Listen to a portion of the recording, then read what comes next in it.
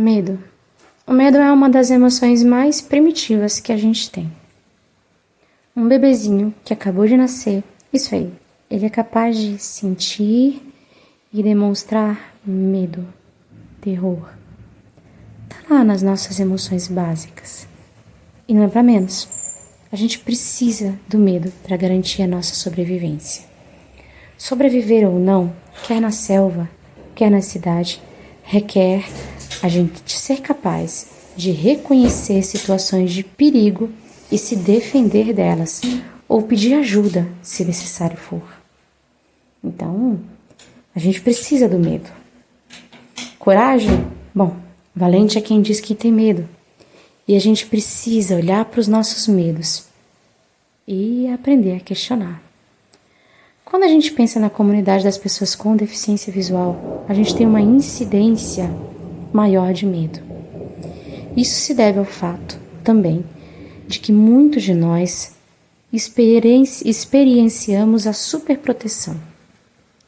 Superproteção, todo mundo sabe, é quando o senso de cuidado natural aos pais ou natural a quem lida com pessoas que estão ou parecem estar em situação de vulnerabilidade, quando esse senso torna-se exacerbado, portanto, atuando de forma negativa no psiquismo dos indivíduos. A superproteção é um dos grandes desafios que a gente enfrenta quando vai atuar na comunidade das pessoas com deficiência visual. Eu já vi pessoas com medo de fogo, fogão, medo de geladeira, medo de liquidificador, medo de carro, medo de rua, medo de dormir sozinho, medo de descer degraus. Enfim, isso faz parte. Mas, por outro lado, para a gente conseguir se libertar e se emancipar, a gente precisa ser capaz de identificar e vencer alguns medos. Porque do mesmo modo que ele pode atuar como uma proteção que nos faculte a sobrevivência, também pode converter-se em um grilhão, em uma algema que diminua a nossa qualidade de vida. Como é que a gente vai discernir entre o medo saudável e o medo excessivo? Como é que você faz para perceber a diferença entre o medo necessário e o medo que te tolhe? Vejam que é uma pergunta cabulosa. A gente está começando a entrar aí numas perguntas difíceis, numas perguntas cabulosas. E precisamos. Porque se o medo está aqui para nos proteger, como é que eu vou saber que se esse medo me protege ou se esse medo me aprisiona? Depois, o mais importante, como é que eu vou lutar contra esse meu medo? Como é que eu vou vencer esse meu medo? Uma das ferramentas muito bacanas é exatamente essa que a gente está exercitando aqui no Joyce PC e no Clube da Terapia. Ou seja, é a gente ser capaz de conversar com pessoas que vivenciam realidades semelhantes às nossas e comparar experiências. Olha, eu tinha medo de tal coisa, mas era desnecessário. Olha, eu tinha medo de tal situação e, bem, eu consegui lidar com isso de outra forma. Outra possibilidade da gente vencer o nosso medo é a gente se perguntar o que a gente está ganhando com ele. Sim, porque o medo importante, útil, saudável, ele tem uma função. Imagina que eu tenha, por exemplo, medo de descer degraus, certo? Certo. Qual é a função desse medo? É me impedir de cair. Mas é mais provável eu cair descendo degrau ou eu não cair? Ops. É mais provável eu não cair. Então, esse medo pode virar um receio, não pode? Pode virar um cuidado? Eu vou descer degrau, eu tenho mais um cuidadinho, porque às vezes eu tenho o joelho que tá doendo, às vezes eu tô na terceira idade, cair ainda mais complicado, às vezes eu tenho um quadro de osteoporose, de perda de é de algum elemento, das articulações. Então vocês percebem que não é que todo medo seja besteira. Então, eu tenho medo de descer degrau. Peraí, como assim? O que está acontecendo aqui? Não, é porque eu tenho essa situação. Se eu cair, vai ser realmente mais problemático para mim. Ok. Então dá para transformar esse medo num cuidado? Numa atenção maior? Dá pra gente andar devagar e mesmo assim andar? Dá? Aí a gente vai trabalhando assim, passinho a passinho, do menor pro maior, tá bem? A gente vai construindo assim. Agora, imagina que eu tenha um medo muito grande de fogão. Eu tenho muito medo. Quando a chama do fogão acende assim, sabe? Faz aquele barulho assim, e vem aquele fogo grande na minha mão. A questão é que, qual é a função desse medo?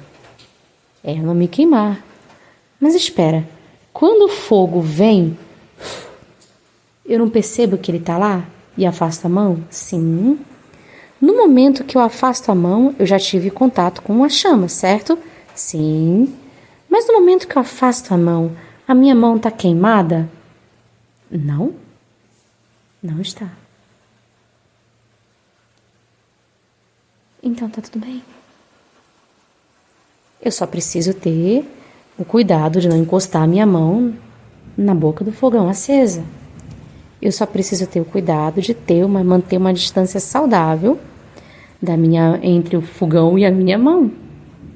Mas a partir do momento em que eu estou sentindo aquela chama nos meus dedos, eu posso entender aonde o fogo está e posso ajustar a panela com mais precisão.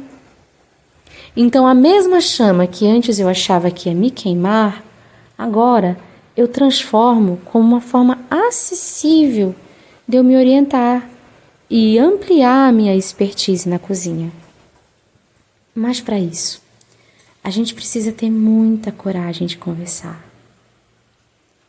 De perder o medo, de dizer que tem medo, sabe? Porque a gente, às vezes, vem de um histórico em que a gente não pode ter medo, como se a gente pudesse ser pessoas perfeitas acima do bem e do mal, e todo mundo tem aresta. Quem tem deficiência, quem não tem deficiência. Olha, eu, por exemplo, eu tive um medo muito sério que dominou grande parte da minha vida. Da minha vida infantil, da minha adolescência, aliás, dominou tudo. Como eu tive um começo de vida bem complexo, no sentido que eu ficava no hospital e tal, né? Passei vários meses internada.